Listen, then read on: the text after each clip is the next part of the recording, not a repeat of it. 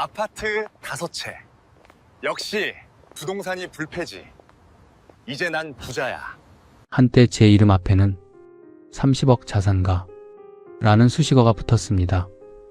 중견건설사 부장으로 남의 집 수만 채를 지어 올렸고 제 소유의 아파트만 5채였습니다. 하지만 2026년 오늘 저는 창문 하나 없는 3평짜리 고시원에서 유통기한 임박한 컵라면으로 끼니를 때우며 야간 경비를 섭니다. 사람들은 묻습니다. 어떻게 그 큰 돈을 다 날렸느냐고. 도박을 했냐, 사기를 당했냐고. 아닙니다. 제 인생을 망가뜨린 건 단 3글자였습니다. 못 팔아. 8년 전 저는 빚 없는 집 한 채를 가진 평범하고 단단한 가장이었습니다. 무엇이 저를 이곳까지 데려왔을까요? 사연 시작하기 전에 구독과 좋아요, 알림 설정 부탁드립니다. 여러분의 작은 손길이 영상을 만드는데 큰 힘이 됩니다. 저는 강석주입니다. 중견건설사 현장 부장.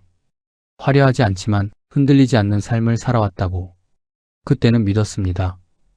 2018년 11월의 어느 저녁이었습니다. 퇴근 버스에서 내려 아파트 단지 골목을 걸어 들어오는데 위쪽 창문에서 불빛이 켜져 있었습니다. 우리 집 불빛이었습니다. 그 불빛 하나가 왜 그렇게 따뜻하게 느껴졌는지 현관문을 열었더니 된장찌개 냄새가 먼저 달려왔습니다. 왔어요? 아내 정숙이 주방에서 고개를 내밀었습니다. 저는 말없이 넥타이를 풀고 소파에 앉았습니다. 25년 현장을 뛴 몸은 저녁이면 언제나 이렇게 납덩이처럼 가라앉았습니다. 밥상은 단출했습니다. 된장찌개, 제육볶음, 시금치나물, 김치. 그게 전부였지만 저는 이 상 앞에 앉을 때마다 숟가락을 들기 전에 꼭 한번 둘러보는 버릇이 있었습니다. 많지 않아도 부족하지 않다는 확인. 그날 아내가 밥을 푸면서 조용히 말했습니다. 오늘 은행에서 문자 왔더라고요. 무슨 문자? 대출 마지막 회차 상환 완료됐대요. 저는 잠깐 숟가락을 내려놓았습니다. 우리가 이 아파트를 살 때 얼마나 막막했는지 모릅니다. 그때 신혼이었던 아내는 외식 한 번 없이 반찬값 아끼며 살았습니다. 그게 24년이었습니다. 이제 우리 집이네. 진짜로. 제가 그렇게 말했더니 아내가 웃었습니다. 소리 없이 눈가에만 주름이 지는 그 웃음. 저는 그 웃음이 좋았습니다. 나중에 둘이 어디 여행이나 가자. 어디요? 경주 어때? 느긋하게 절이나 보면서. 좋아요. 그게 전부였습니다. 대단한 계획도 거창한 꿈도 아니었습니다. 아들 결혼시키고 둘이 여행 한 번 다니고 노후엔 빚 없는 이 집에서 조용히 늙어가는 것. 그것으로 충분하다고 생각했습니다. 지금 돌이켜보면 그 저녁이 내 인생에서 가장 완전한 밤이었습니다. 아무것도 모른 채 가장 많이 가지고 있었던 밤. 그런데 저는 그 완전함에 만족하지 못했습니다. 바로 그게 모든 것의 시작이었습니다. 2019년 봄이었습니다. 회사 구내식당. 저는 밥을 먹으러 갔다가 밥을 못 먹고 나왔습니다. 입사 4년차 김대리가 테이블 한가운데서 떠들고 있었습니다. 저 작년에 의정부 아파트 캡 투자로 하나 잡았거든요. 3천만 원 넣었는데 벌써 1억 2천이 올랐어요. 주위 사람들이 탄성을 질렀습니다. 어떻게 그런 걸 알았어요? 부동산 카페요. 공부하면 다 나와요. 요즘. 저는 그 소리를 들으며 조용히 숟가락을 내려놓았습니다. 입사 4년. 현장 한 번 제대로 안 나가본 놈이 속으로 그렇게 생각했습니다. 저는 25년을 현장에서 살았습니다. 콘크리트 배합 비율부터 철근 간격, 집안 침하 가능성, 층간소음 구조까지 건물 한 채가 어떻게 태어나는지 누구보다 잘 아는 사람이 저였습니다. 그런 내가 집이 한 채였습니다.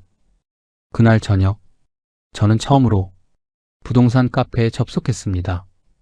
현장 전문가가 보는 아파트 투자, 캡 투자 실전 후기, 2019 하반기 유망 단지 총정리. 글이 수만 개였습니다.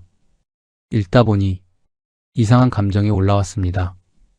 이 사람들이 보는 것들을 저는 훨씬 더 잘 알 수 있다는 확신. 구조가 좋은 건물, 입지가 살아있는 단지, 개발 호재가 있는 지역. 현장 부장 25년이면 그냥 보여야 하는 것들이었습니다. 근로소득으로는 절대 못 따라간다. 자산이 자산을 만든다. 어느 카페 글의 첫 줄이었습니다. 그 문장을 3번 읽었습니다. 틀린 말이 아니었습니다. 25년을 일했습니다. 밤샘 감리도 했고 혹한기 현장도 버텼고 부당한 갑질도 참았습니다. 그런데 통장 잔고는 언제나 제자리였습니다. 반면 김 대리는 카페 글 몇 개 읽고 3천만 원으로 1억을 벌었습니다. 그것도 1년 만에. 억울했습니다. 그리고 그 억울함이 조금씩 확신으로 바뀌기 시작했습니다. 건물 뼈대부터 아는 내가 가만히 있는 게 바보지. 지금 생각하면 그 감정이 제일 위험했습니다. 억울함은 판단을 흐립니다. 그리고 나는 남들과 다르다는 착각은 억울함보다 훨씬 더 위험합니다. 저는 그날부터 매일 밤 카페를 들여다봤습니다. 아내가 언제 자요? 물어볼 때까지 화면을 들여다봤습니다. 그리고 한 가지 결론에 도달했습니다. 집이 한 채면 안 된다. 지금 사지 않으면 영원히 뒤처진다. 그때 내가 했어야 할 생각은 이것이었습니다. 나는 이미 빚 없는 집이 있다. 그것으로 충분하다. 그러나 저는 그 생각을 하지 않았습니다. 이미 머릿속에 다른 계산이 시작되고 있었으니까요. 2019년 하반기 부동산 카페에 가입한 지 석 달이 지났을 때였습니다. 저는 이미 카페 안에서 꽤 활발한 회원이 되어 있었습니다. 댓글을 달고 현장 경험을 공유하고 단지 분석 글을 올렸습니다. 사람들이 좋아요를 눌렀습니다. 현직 건설사 부장님 분석은 다르네요. 이런 분이 올려주시니 믿음이 가요. 그 댓글들이 저를 조금씩 바꿔놓았습니다. 그 즈음 저는 경기도 일대 아파트 단지를 직접 발품 팔아 돌아다니기 시작했습니다. 주말마다 아내에게 현장 좀 보고 온다고 했습니다. 거짓말은 아니었습니다. 현장이긴 했으니까요. 다만 그 현장이 공사 현장이 아니라 아파트 단지였을 뿐입니다. 남양주, 의정부, 구리, 하남. 저는 단지 외관을 보고 주차장 구조를 확인하고 인근 상권을 걸어 다녔습니다. 건설 현장 25년의 눈으로 보면 좋은 건물과 나쁜 건물은 금방 구분이 됐습니다. 그 확신이 저를 더 대담하게 만들었습니다. 그리고 2020년 초 세상이 멈췄습니다. 코로나19였습니다. 처음엔 다들 집값이 떨어질 거라 했습니다. 경기가 꺾이면 부동산도 꺾인다. 그게 상식이었으니까요. 저도 잠깐은 그렇게 생각했습니다. 그런데 정부가 움직이기 시작했습니다. 금리를 내렸습니다. 한 번이 아니었습니다. 계속 내렸습니다. 사상 최저금리. 뉴스에서 그 말이 나올 때마다 카페는 불이 났습니다. 지금이 기회다. 돈 가치가 떨어진다. 실물 자산을 잡아라. 이 타이밍 놓치면 평생 후회한다. 저는 그 글들을 읽으며 밤마다 잠을 못 잤습니다. 설레서가 아니었습니다. 조급해서였습니다. 5월의 어느 일요일 저녁이었습니다. 저는 아내 앞에 종이 한 장을 내밀었습니다. 빽빽하게 숫자가 적혀 있었습니다. 퇴직금 중간정산 예상액, 대출 가능 한도, 목표 단지 전세가율, 예상 갭 투자금. 이거 뭐예요? 아내가 종이를 들여다봤습니다. 경기도 아파트 2채 사려고. 갭 투자야. 실제로 우리 돈은 각 3천만 원씩만 들어가. 종이를 내려놓았습니다. 표정이 굳었습니다. 무슨 소리예요, 갑자기. 갑자기가 아니야. 나 몇 달째 공부했어. 현장 25년의 이론까지 더한 거야. 내가 왜 이걸 못 보겠어. 공부는 무슨 공부예요. 카페 글 읽은 거잖아요. 저는 조금 발끈했습니다. 카페 글이 아니라 내 현장 경험이랑 합친 거야. 나는 건물 구조 보는 눈이 있어. 일반 투자자들하고 달라. 그게 다주택 투자랑 무슨 상관이에요. 건물 좋고 나쁜 거 아는 게 상관없어? 그게 핵심이지. 한동안 말이 없었습니다. 그러다 조용히 물었습니다. 지금 우리 집 있잖아요. 빚도 없고 그걸로 안 돼요? 저는 그 말을 듣는 순간 이상하게 답답했습니다. 안 된다는 게 아니었습니다. 그걸로는 부족하다는 생각. 우리 아들이 결혼할 때 집 하나 마련해 줄 수 있는 사람이 되고 싶다는 생각. 그리고 솔직히 말하면 김 대리한테 지고 싶지 않다는 생각. 여보, 금리가 지금 바닥이야. 이 타이밍이 평생에 한 번이라고. 내가 건설사 부장인데 내 눈을 못 믿겠어? 입술을 다물었습니다. 더 말하지 않았습니다. 반대한다는 뜻이었지만 맞겠다는 뜻은 아니었습니다. 저는 그것을 허락으로 받아들였습니다. 지금 생각하면 그게 아니었는데 그로부터 3주 후 저는 퇴직금 중간정산을 신청했습니다. 회사 담당자가 물었습니다. 부장님, 무슨 일 있으세요?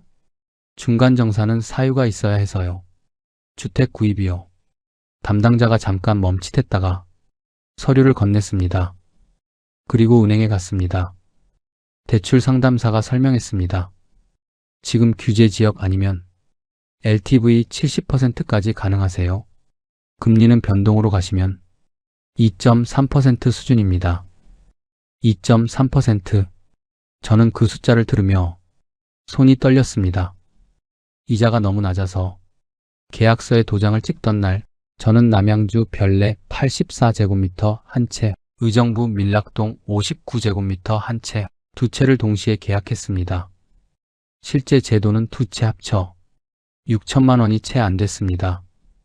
계약서를 들고 주차장으로 나오는데 이상하게 발이 가벼웠습니다. 짜릿하다는 표현이 맞을 것 같습니다. 6천만 원으로 수억짜리 자산 두 개를 쥔 느낌. 레버리지라는 말의 의미를 그날 처음 몸으로 이해했습니다. 집에 돌아와 아내에게 말했습니다. 계약했어. 아내는 아무 말도 하지 않았습니다. 밥을 차리다가 잠깐 멈췄다가 다시 밥을 차렸습니다. 그날 저녁 밥상은 여느 때와 똑같았습니다. 된장찌개, 제육볶음, 시금치나물, 김치. 그런데 어쩐지 맛이 조금 달랐습니다. 아내가 말이 없어서 그랬는지 아니면 제가 이미 다른 곳에 가 있어서 그랬는지 그해 하반기 집값은 오르기 시작했습니다. 처음엔 조금씩, 그러다 조금 더, 그러다 많이. 제가 산 별내 아파트는 계약 후 6개월 만에 4천만 원이 올랐습니다. 저는 그 숫자를 보며 생각했습니다. 6개월 만에 4천만 원. 현장에서 1년을 뛰어도 모을 수 없는 돈이었습니다. 그때 저는 몰랐습니다. 오르는 것은 반드시 내려온다는 것을, 그리고 레버리지는 오를 때만큼 내려올 때도 정확하게 작동한다는 것을. 짜릿함은 판단력을 마취시킵니다. 저는 그 마취 상태로 다음 챕터를 향해 걸어 들어갔습니다. 눈을 크게 뜨고 아무것도 보지 못한 채로 2020년 하반기였습니다. 제가 별내와 밀락동 아파트를 계약한 지 반년이 지났을 때였습니다. 저는 매일 아침 출근 전 부동산 앱을 열었습니다. 별내 84제곱미터 한 채, 계약할 때 4억 2천이었는데 어느새 5억을 넘었습니다. 밀락동 59제곱미터, 2억 8천에서 3억 4천이 됐습니다. 숫자가 오를 때마다 이상한 감각이 생겼습니다. 내가 맞았다는 감각, 현장 25년의 눈이 틀리지 않았다는 감각. 카페에서도 반응이 왔습니다. 별내 추천해 주셨을 때 저도 같이 들어갔는데 지금 2억 올랐어요. 감사합니다. 역시 현직 전문가 분석은 다릅니다. 저는 그 댓글들을 읽으며 조금씩 달라지고 있었습니다. 처음엔 투자자였는데 어느새 전문가가 되어 있었습니다. 스스로도 그렇게 믿기 시작했습니다. 그 즈음 카페에서 인천 검단 신도시 얘기가 나왔습니다. 지금 검단이 저평가 끝판왕이다. 광역교통망 확정되면 무조건 간다. 지금 안 사면 2년 후에 후회한다. 저는 며칠을 고민했습니다. 직접 현장도 나가봤습니다. 들어서는 순간 딱 보였습니다. 신도시 초기 특유의 어수선함 속에 뭔가 될 것 같은 냄새. 현장 부장은 그걸 압니다. 분위기라는 게 있거든요. 저는 집에 와서 아내에게 말했습니다. 검단 한 채 더 볼까 해. 아내가 하던 일을 멈췄습니다. 또요? 지금 오르는 거 보이잖아. 별내 벌써 1억이 올랐어. 검단도 똑같이 갈 거야. 여보, 우리 대출이 벌써. 금리가 바닥인데 대출이 뭐가 무서워. 이자가 월 50도 안 나와. 아내는 더 말하지 않았습니다. 반대하는 눈빛이었지만 저는 이미 계산이 끝나 있었습니다. 2021년 3월 검단 아파트 한 채를 추가했습니다. 이제 제가 가지고 있던 집 포함 4채였습니다. 그리고 2달 후 이번엔 제가 먼저 찾아냈습니다. 수원 영통구 삼성 수원 캠퍼스 인근 직주근접 수요가 탄탄한 곳. 이건 내가 직접 발굴한 거야. 저는 카페에 분석 글을 올렸습니다. 댓글이 수백 개 달렸습니다. 5월에 영통 한 채를 더 계약했습니다. 총 5채. 그해 추석이었습니다. 처가 식구들이 모인 자리에서 매형이 물었습니다. 요즘 집값이 미쳤다던데 혹시 투자 같은 거 하고 있어요? 저는 일부러 뜸을 들였습니다. 조금요. 조금이요? 얼마나? 지금 5채 보유하고 있어요. 식탁이 조용해졌습니다. 처형이 먼저 말했습니다. 5채요? 네. 매형이 핸드폰을 꺼내 시세를 검색하기 시작했습니다. 어머, 이거 다 많이 올랐겠는데요? 저는 천천히 말했습니다. 한 채당 평균 2억씩은 올랐죠. 처형 남편이 몸을 앞으로 기울였습니다. 저도 하나 알아보려는데 좀 알려주실 수 있어요? 지역마다 달라서요. 나중에 따로 얘기하죠. 집에 오는 차 안에서 저는 조용히 계산해 봤습니다. 5채 합산 시세, 대출 잔액을 뺐습니다. 장부상 순자산, 어림잡아 28억, 28억, 건설사 부장 25년 근속, 퇴직금 포함 실제 모은 돈 3억. 그런데 2년 만에 28억이 됐습니다. 저는 그날 밤 혼자 캔맥주를 따며 생각했습니다. 내가 틀리지 않았구나. 내 눈이 맞았구나. 그리고 그 생각이 얼마나 위험한 것인지 그때는 전혀 몰랐습니다. 봄이 됐습니다. 아들 민준이가 주말에 왔습니다. 밥을 먹다가 조심스럽게 말을 꺼냈습니다. 아버지, 저 내년에 결혼 생각하고 있어요. 그래, 빠르네. 여자친구 부모님도 만났고요. 근데 전세 자금이 문제예요. 5천만 원만 도움받을 수 있을까요? 저는 밥을 먹으면서 잠깐 생각했습니다. 5천만 원. 28억 자산가한테 5천만 원은 작은 돈이었습니다. 그런데 그 28억이 전부 아파트 안에 묶여 있었습니다. 현금이 없었습니다. 민준아, 지금은 아직 팔 때가 아니야. 지금 돈이 부동산에 다 묶여 있어서 도움을 줄 수 없을 것 같다. 아들이 말이 없었습니다. 아내는 국을 뜨다가 아들을 한번 쳐다봤습니다. 저는 계속 말했습니다. 대신 이렇게 해. 요즘 전세자금 대출 잘 나오잖아. 부족한 건 일단 내가 대출을 받든 해서 내 힘으로 시작해봐. 지금은 좀 고생스럽더라도 네가 버티고 있으면 2년 3년 후에 아버지가 아파트 한 채 제대로 사줄게. 아들이 작게 웃었습니다. 웃는 건지 참는 건지 모를 표정이었습니다. 알겠어요, 아버지. 그 자리에서 저는 잘해주고 있다고 생각했습니다. 지금 5천만 원 대신 나중에 아파트 한 채 더 나은 거라고. 그러나 아내는 그날 설거지를 하면서 한마디도 하지 않았습니다. 평소보다 훨씬 오래 수도꼭지를 틀어놓은 채 서 있었습니다. 저는 그 침묵의 의미를 제대로 읽지 못했습니다. 28억이라는 숫자가 귓속에서 울리고 있었으니까요. 높은 곳에 있으면 아래가 보이지 않습니다. 바람이 좋고 전망이 좋고 내가 대단해 보입니다. 저는 취해 있었습니다. 술이 아니라 숫자에. 그리고 그 취기는 아주 천천히, 아주 조용히 깨어나기 시작했습니다. 2021년 말이었습니다. 정부가 움직이기 시작했습니다. 뉴스에서 매일같이 다주택자 얘기가 나왔습니다. 투기 세력 근절, 다주택자 중과세 강화, 실수요자 보호. 저는 그 뉴스를 보면서 처음엔 대수롭지 않게 생각했습니다.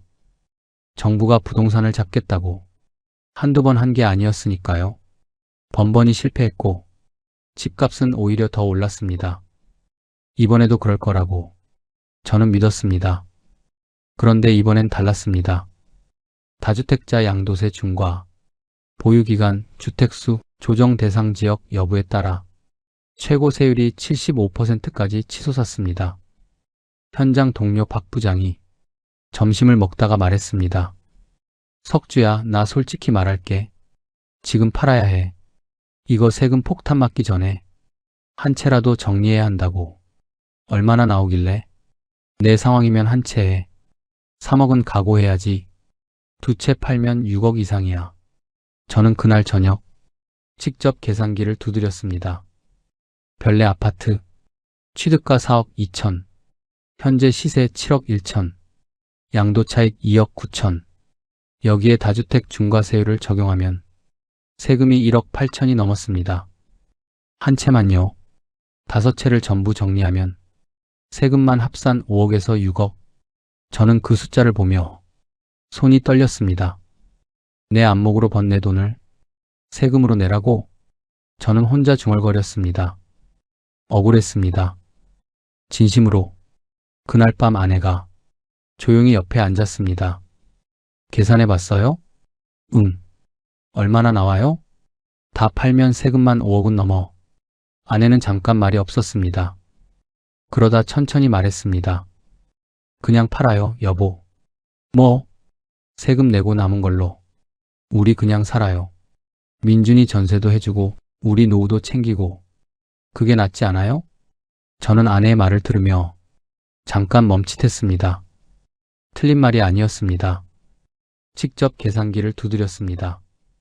5채 합산 시세에서 양도세를 빼고 거기서 또 각 집 전세 보증금을 빼고 대출 잔액까지 정리하면 실제 손에 쥐는 돈은 생각보다 훨씬 적었습니다.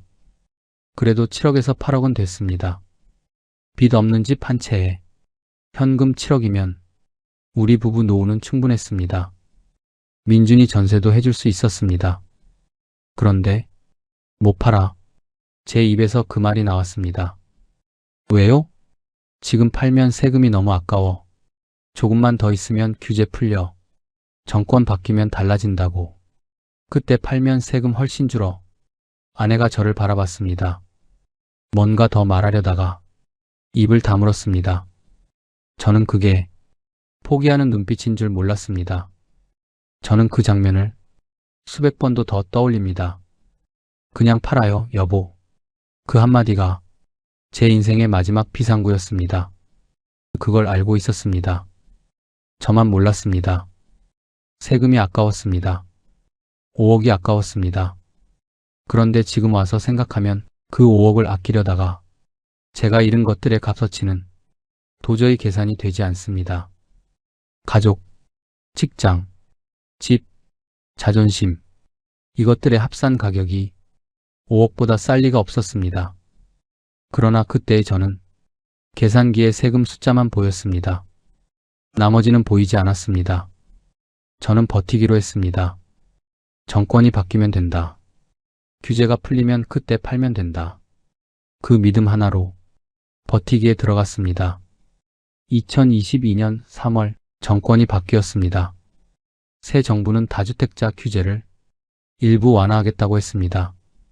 저는 그 뉴스를 보며 생각했습니다. 봐봐, 내 말이 맞잖아. 그런데 그 즈음 다른 뉴스가 들려오기 시작했습니다.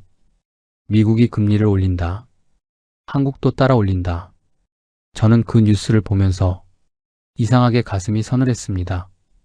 변동금리, 제 대출이 전부 변동금리였습니다. 그 서늘함이 무엇을 예고하는지 저는 곧 알게 됩니다. 아주 혹독하게 2022년 여름이었습니다. 뉴스에서 매일같이 금리 얘기가 나왔습니다. 한국은행 기준금리 0.5% 인상, 연내 추가 인상 예고, 저는 그 뉴스를 들으며 대출 상환 내역서를 꺼냈습니다. 5채 합산 대출 원금, 그리고 변동금리, 금리가 1% 오르면 월 이자가 얼마나 오르는지 계산해 봤습니다. 손이 멈췄습니다. 그런데 금리는 1%에서 멈추지 않았습니다. 2022년 한 해 동안 기준금리가 5번 올랐습니다. 연초 1.25%였던 금리가 연말엔 3.25%가 됐습니다. 제 변동금리 대출들이 하나씩 갱신됐습니다. 별내 아파트 이자, 밀락동 아파트 이자, 검단 아파트 이자, 영통 아파트 이자, 5채 합산 월 이자가 어느 순간 제 월급을 넘었습니다. 건설사 부장 월급이 적은 돈이 아니었습니다. 그런데 그 월급을 전부 이자로 갖다 부어도 모자랐습니다. 아내가 가계부를 들고 거실로 나왔습니다. 여보, 이번 달 생활비가 30만 원밖에 안 남았어요. 저는 아무 말도 못했습니다. 관리비도 밀렸고요. 저는 고개를 숙였습니다. 처음으로. 그런데 이자 문제만이 아니었습니다. 더 큰 문제가 밖에서 오고 있었습니다. 집값이 내려가기 시작했습니다. 처음엔 조금씩이었습니다. 별내 7억 1천이었던 게 6억 8천이 됐습니다. 일시적 조정이라고 저는 생각했습니다. 그런데 멈추지 않았습니다. 6억 5천, 6억 1천, 5억 8천. 집값이 내려가자 전세 시세도 따라 내려갔습니다. 그리고 전화가 오기 시작했습니다. 처음 전화는 별내 세입자였습니다. 저 내년 2월에 계약 만료인데요. 지금 전세가가 많이 떨어졌잖아요. 차액 좀 미리 준비해 주실 수 있어요? 역전세였습니다. 제가 세입자한테 받았던 전세금보다 현재 전세 시세가 낮아진 것이었습니다. 차액을 돌려줘야 했습니다. 별내 차액만 4천만 원. 저는 어디서 구해야 할지 막막했습니다. 일주일 후 밀락동 세입자한테도 전화가 왔습니다. 저 갱신 못할 것 같아요. 전세금 돌려주셔야 할 것 같은데요. 밀락동 차액 3천만 원. 그 다음 주엔 검단 세입자였습니다. 저 이사 나가려고요. 언제 보증금 받을 수 있을까요? 저는 차액을 메우려고 사방으로 뛰었습니다. 지인한테 손을 벌렸습니다. 잠깐만 빌려줘. 3개월 후에 꼭 갚을게. 신용대출을 더 당겼습니다. 한 채를 급매로 내놨지만 매수자가 없었습니다. 부동산 시장이 완전히 얼어붙어 있었습니다. 그리고 은행 문을 두드렸습니다. 역전세 차익이라도 대출로 메워보려고. 은행원이 화면을 보더니 조용히 말했습니다. 고객님, DSR 한도가 이미 초과 상태세요. 현재로선 추가 대출이 불가능합니다.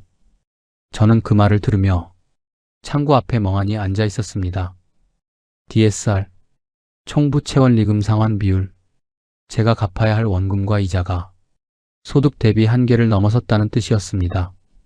시스템이 저를 완전히 막아버린 것이었습니다. 버티고 싶어도 버틸 수 있는 방법이 사라진 순간이었습니다.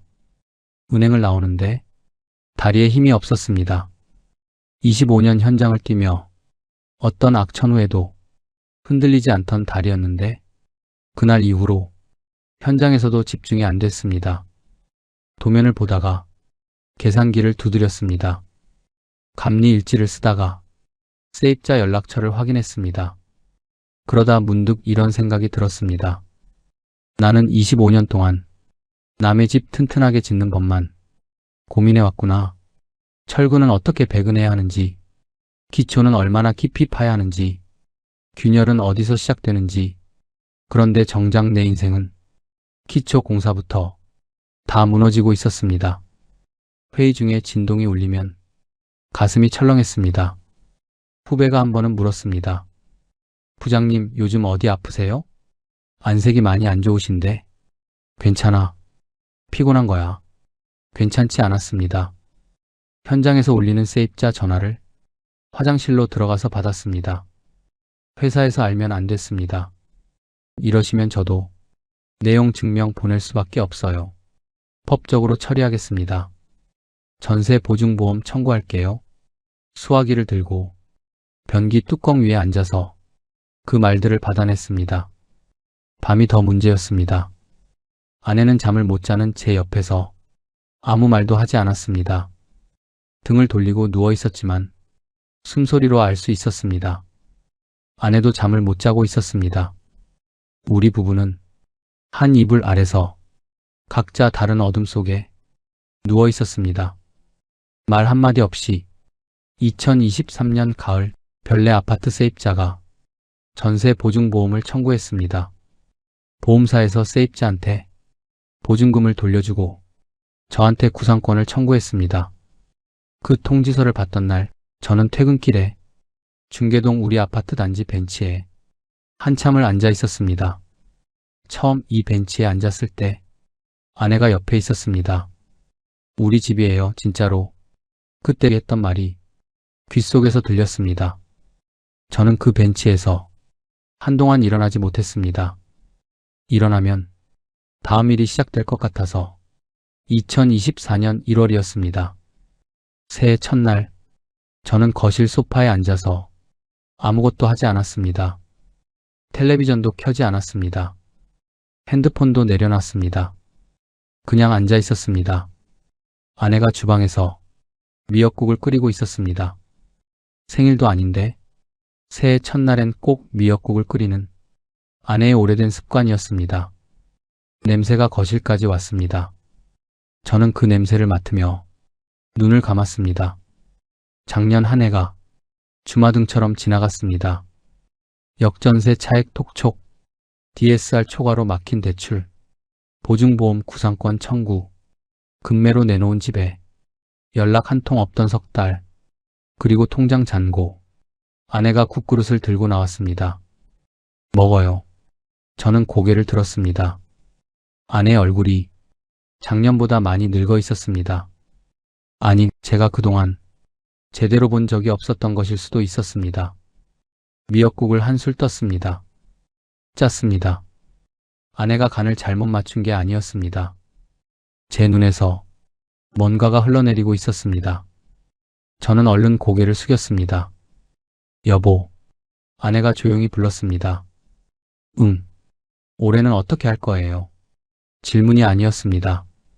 이제 결정하라는 말이었습니다.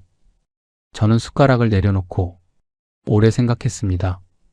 버틸 방법이 있는지, 아직 살아날 구멍이 있는지 없었습니다. 2024년 3월 별내 아파트가 경매에 넘어갔습니다. 처음 경매 개시 결정문을 받았을 때 저는 그 종이를 한참 들여다봤습니다. 제가 2020년에 6천만 원을 끌어모아 잡은 집, 계약서에 도장 찍던 날 발이 가벼웠던 그 집이 법원 경매 목록에 올라갔습니다. 낙찰가는 시세보다 낮았습니다. 5억 8천짜리 집이 4억 1천에 낙찰됐습니다. 낙찰대금에서 세입자 전세금을 먼저 갚고 은행 대출을 갚고 나니 제 손에 남는 돈은 없었습니다.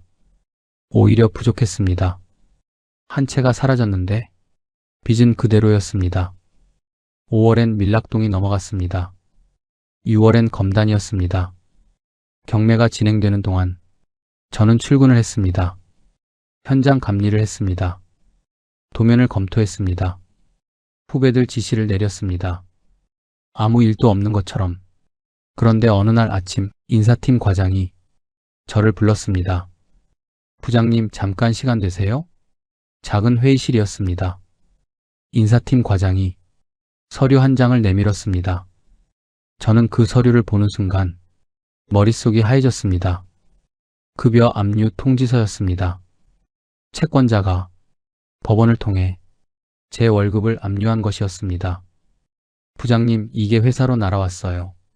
저희도 당황스럽긴 한데요. 인사위원회에 보고를 해야 할 것 같아서요. 저는 아무 말도 못했습니다. 25년, 이 회사에서 25년을 일했습니다. 신입사원 때부터 현장 막내로 시작해서 부장까지 올라온 25년이었습니다.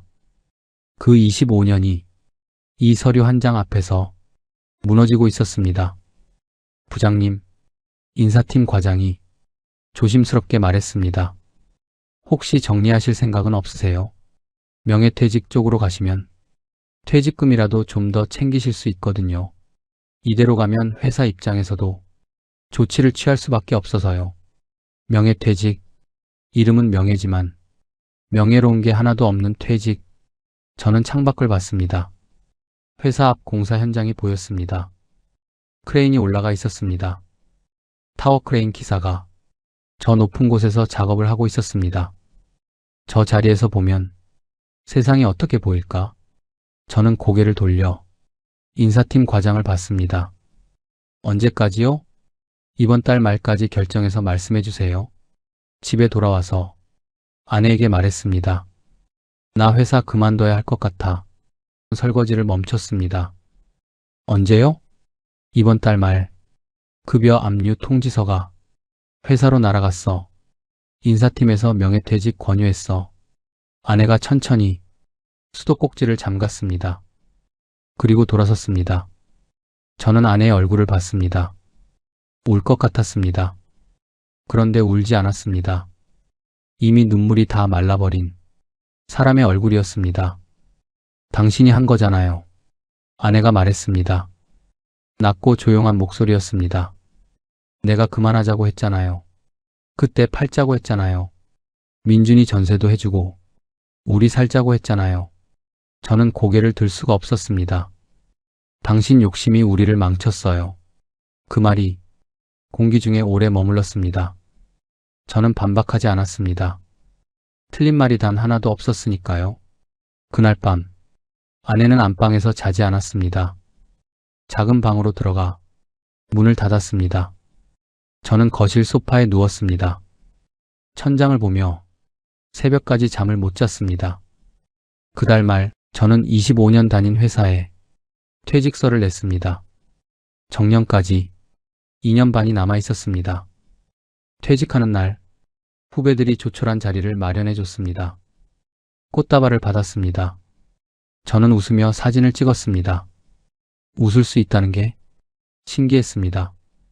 주차장으로 나오는데 후배 하나가 따라왔습니다. 입사 10년 차 제가 현장에서 직접 가르친 후배였습니다. 부장님, 건강하게 지내세요. 그게 전부였습니다. 그런데 그 말이 왜 그렇게 크게 들렸는지 모릅니다. 저는 고개를 끄덕이고 주차장을 걸어 나왔습니다. 뒤를 돌아보지 않았습니다. 그해 여름 아내가 짐을 쌌습니다. 큰 짐이 아니었습니다. 옷 몇 벌, 화장품, 오래된 앨범 하나. 어디가? 친정 어머니 댁이요. 당분간 거기 있을게요. 당분간. 그 말이 얼마를 의미하는지 저도 알고 아내도 알고 있었습니다. 아내가 현관에서 신발을 신었습니다. 저는 소파에서 일어나지 못했습니다. 뭔가 말을 해야 한다는 걸 알았습니다. 미안하다거나 잘 가라거나 연락하라거나. 그런데 아무 말도 나오지 않았습니다. 아내가 문손잡이를 잡았습니다. 잠깐 멈췄습니다.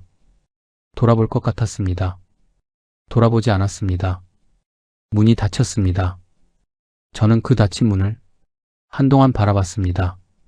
이 문을 처음 열었을 때 아내는 웃으며 들어왔습니다. 우리 집이에요, 진짜로. 30년이었습니다. 그 문이 닫히는데 30년이 걸렸습니다. 아들 민준이한테 전화가 왔습니다. 아버지, 어머니한테 들었어요. 응. 아버지는 지금 어떠세요? 저는 대답을 못했습니다. 아버지, 미안하다, 민준아. 전화기 넘어. 민준이가 한동안 말이 없었습니다. 그러다 조용히 말했습니다. 아버지, 저 혼인신고 먼저 했어요. 작년에요. 아버지한테 말 못했어요. 민준이의 목소리는 담담했습니다. 그래서 더 아팠습니다. 집들을 지키느라 아들의 전세금도 보태주지 못한 못난 아버지. 제 자산 안에는 아들의 자리가 없었습니다. 저는 그 말을 듣고 눈을 감았습니다. 아들에게 자랑스러운 아버지는 더 이상 없었습니다. 내가 만들어 놓은 상황이 그렇게 만든 것이었습니다. 잘했으면 됐다. 저는 그 말밖에 못했습니다. 네, 아버지. 건강하게 지내세요. 전화가 끊겼습니다. 거실에 혼자 남았습니다. 텅 빈 아파트. 아내의 화분들이 창가에 그대로 있었습니다. 물을 안 줘도 한동안은 버티겠지. 저는 그 화분들을 보며 생각했습니다. 욕심이 없었다면, 그 완전했던 저녁에 만족했더라면, 아내의 그 웃음, 눈가에만 주름이 지던 그 웃음이 지금도 내 곁에 있었을까? 대답은 알고 있었습니다. 그래서 더 물을 줄 수가 없었습니다. 11월에 30년을 살던 제 아파트도 경매에 넘어갔습니다. 낙찰 기일 전날 밤, 저는 그 집에서 마지막으로 잠을 잤습니다. 불을 다 끄고 어두운 거실에 누웠습니다. 천장이 보였습니다. 이 천장을 얼마나 많이 봤는지, 감기 걸려 누워서 봤고, 술 먹고 쓰러져서 봤고, 아내와 싸우고 나서 봤고, 아이들 웃음소리 들으며 봤던 천장. 새벽의 창밖으로 중계동 불빛들이 보였습니다. 이 불빛들은 변하지 않았습니다. 저만 변했습니다. 아침이 됐습니다. 저는 짐 2개를 들고 그 집을 나왔습니다. 30년 살던 집을 나오는데 짐이 2개였습니다. 엘리베이터를 타고 내려오며 저는 층수를 세지 않았습니다. 그냥 눈을 감고 있었습니다. 1층에서 문이 열렸습니다. 저는 걸어 나갔습니다. 뒤를 돌아보지 않았습니다. 돌아보면 다시는 걸을 수 없을 것 같아서 2026년 2월이었습니다. 서울 어느 골목 안쪽 낡은 건물 3층. 저는 그곳에 살고 있었습니다. 고시원이었습니다. 월세 35만 원. 3평. 창문도 없고 방에는 침대 하나, 작은 책상 하나, 옷을 걸 수 있는 봉 하나가 전부였습니다. 천장에 형광등이 하나 달려 있었습니다. 낮인지 밤인지 그 방 안에서는 알 수 없었습니다. 야간 경비 일을 마치고 돌아온 새벽 6시였습니다. 저는 편의점에서 사온 컵라면 하나를 들고 방으로 들어왔습니다. 전기포트에 물을 끓였습니다. 기다리는 3분 동안 저는 침대 끝에 걸터 앉아 아무것도 하지 않았습니다. 이 3분이 하루 중 가장 긴 시간이었습니다. 할 것도 없고 볼 것도 없고 생각하기도 싫은 3분. 포트가 딸깍 소리를 냈습니다. 물을 부었습니다. 뚜껑을 닫고 또 기다렸습니다. 라면이 익는 동안 저는 책상 서랍을 열었습니다. 별것 없는 서랍이었습니다. 손톱깎이, 상비약 몇 알, 그리고 낡은 수첩 하나. 수첩을 꺼냈습니다. 까만 표지가 달아서 모서리가 하얗게 됐습니다. 저는 그 수첩을 2019년부터 들고 다녔습니다. 현장 일정, 단지 분석 메모, 대출 계산, 세입자 연락처, 제 투자 인생 전부가 이 수첩 안에 있었습니다. 아무 페이지나 펼쳤습니다. 2021년 11월 빽빽한 숫자들이 가득했습니다. 별내 양도차익 계산, 밀락동 양도차익 계산, 검단 예상 시세, 영통 예상 시세, 그리고 세금 계산. 그때 제가 두드렸던 계산기 결과가 수첩에 그대로 적혀 있었습니다. 양도세 합산 추정액 5억 3천만 원.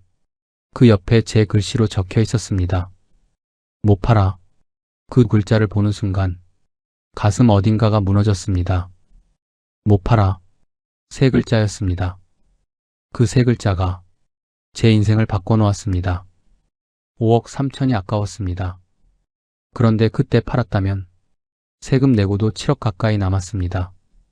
전세 보증금 돌려주고 대출 갚고 그래도 충분했습니다. 아내가 말했던 대로였습니다. 그냥 팔아요, 여보. 세금 내고 남은 걸로 우리 살아요. 저는 그 말을 듣지 않았습니다. 5억 3천이 아까워서 컵라면 뚜껑을 열었습니다. 김이 올라왔습니다. 저는 밥을 말았습니다. 편의점에서 같이 사온 공깃밥을 국물에 말아서 먹기 시작했습니다. 맛이 없지 않았습니다. 배가 고프면 뭐든 맛이 있다는 걸 요즘 알게 됐습니다. 먹으면서 수첩을 계속 들여다봤습니다. 2020년 5월 아내 앞에 내밀었던 종이를 수첩에 옮겨 적은 페이지였습니다. 퇴직금 중간정산 예상액, 대출 가능 한도, 목표 단지 전세가율. 그때 저는 이 숫자들이 희망이라고 생각했습니다. 2021년 추석, 처가 식구들 앞에서 5채라고 말하던 날의 메모, 단지별 시세를 정리해둔 페이지였습니다. 그 페이지 귀퉁이에 작게 적혀 있었습니다. 28억. 저는 그 숫자를 손가락으로 짚었습니다. 28억. 지금 제 통장엔 28만 원도 없었습니다. 컵라면 국물이 식어가고 있었습니다. 저는 마저 먹었습니다. 다 먹고 나서 빈 컵을 책상 위에 놓았습니다. 그리고 수첩 위 마지막 페이지를 펼쳤습니다. 아무것도 적혀 있지 않은 하얀 페이지였습니다. 저는 그 페이지를 한참 봤습니다. 야간 경비 일을 시작한 지 석 달이 됐습니다. 오후 10시에 출근해서 새벽 6시에 퇴근하는 일이었습니다. 강남 어느 오피스 건물. 저는 그 건물 로비에 앉아서 밤새 출입자를 확인했습니다. 처음엔 힘들었습니다. 부장으로 25년을 살다가 경비원 조끼를 입는 첫날 탈의실에서 혼자 한참을 서 있었습니다. 그런데 이상한 일이 있었습니다. 한 달이 지나고 2달이 지나면서 밤새 그 로비에 앉아 있으면 이상하게 마음이 고요해졌습니다. 새벽 2시, 아무도 없는 로비, 유리 너머로 보이는 서울 야경. 그 시간에 저는 많은 것을 생각했습니다. 아무것도 생각하지 않으려고 했는데 오히려 더 많이 생각하게 됐습니다. 아내 생각을 많이 했습니다. 지금쯤 어떻게 지내는지, 친정 어머니 댁에서 잘 자고 있는지, 저 때문에 망가진 시간들을 아내는 어떻게 버티고 있는지 민준이 생각도 했습니다. 혼인신고를 하면서 아들은 어떤 표정이었는지, 저를 얼마나 원망했을지 그 생각들이 새벽 로비에서 저를 조용히 무너뜨렸습니다. 퇴근 후 고시원에서 하루 일과는 수첩을 보는 일이었습니다. 방 안이 조용했습니다. 고시원 복도에서 누군가 화장실 가는 소리가 들렸습니다. 옆방에서 알람 소리가 울렸다가 멈췄습니다. 저는 침대에 누웠습니다. 천장을 봤습니다. 중계동 아파트 천장이 아니었습니다. 낮고 좁은 형광등 하나짜리 천장이었습니다. 눈을 감으려다가 다시 수첩을 집었습니다. 아무것도 적히지 않은 하얀 마지막 페이지를 펼쳤습니다. 책상 서랍에서 볼펜을 꺼냈습니다. 저는 오래 생각했습니다. 이 페이지에 뭘 써야 하는지 숫자를 적고 싶지 않았습니다. 계산을 하고 싶지 않았습니다. 그래도 천천히 써내려갔습니다. 내일 민준이한테 전화해보자. 그게 전부였습니다. 받을지 받지 않을지 모르겠습니다. 뭐라고 해야 할지도 모르겠습니다. 그런데 이상했습니다. 그 한 줄을 쓰고 나서 손이 떨리지 않았습니다. 수첩을 덮었습니다. 침대에 다시 누웠습니다. 고시원 복도 끝에 작은 환기구가 있었습니다. 창문 없는 방이었지만 그 환기구 틈으로 빛이 들어왔습니다. 새벽빛이었습니다. 아주 가늘고 아주 희미했습니다. 그런데 분명히 있었습니다. 저는 그 빛을 보며 눈을 감았습니다. 오늘 하루가 끝났습니다. 내일이 시작됩니다. 처음으로 고시원에서 깊이 잠이 들었습니다. 오랜만에 편안하게. 여러분 다주택자들이 가장 많이 빠지는 함정이 뭔지 아십니까? 내 손에 들어오지도 않은 숫자를 내 돈이라고 믿는 겁니다. 시세가 10억 오르면 그게 다 내 돈인 줄 압니다. 세금으로 3억 내라고 하면 생돈 3억을 뺏기는 기분이 들죠. 하지만 투자의 완성은 매도입니다. 팔기 전까지 그 숫자는 아무 의미도 없었지만 저는 그 가짜 숫자를 지키려고 진짜 내 삶을 베팅했습니다. 세금을 아끼려고 버티는 게 아니라 사실은 더 오를 거라는 탐욕을 절세라는 말로 포장했던 겁니다. 건설사 부장으로 평생 남의 집을 지으며 살았습니다. 집을 어떻게 하면 단단하게 지을지, 어떻게 하면 비싸게 팔릴지만 고민했지 정작 그 안에 담길 가정을 어떻게 지킬지는 몰랐습니다. 집이 5채면 뭐합니까? 정작 내가 힘들 때 돌아가 쉴 수 있는 내 편이 있는 집은 단 한 채도 없는데 수익률 몇 % 더 올리려다 세상에서 가장 가치 있는 자산인 가족의 시간을 통째로 날려버렸습니다. 제가 낸 세금은 5억이 아니라 제 남은 인생 전부였습니다. 여러분은 노후에 저처럼 숫자와 싸우느라 인생을 허비하지 마시길 바랍니다. 세금 몇 억 아끼려다 내 곁에 사람을 잃는 어리석은 선택은 하지 마십시오. 진정한 노후 준비는 든든한 통장 잔고가 아니라 함께 찌개를 떠먹으며 내일을 이야기할 수 있는 가족을 지키는 것입니다. 부족한 제 이야기가 조금이나마 와닿으셨다면 구독과 좋아요, 알림 설정 버튼으로 응원 부탁드립니다. 여러분의 노후에 평안이 깃들기를 진심으로 기원합니다. 끝까지 시청해주셔서 감사합니다.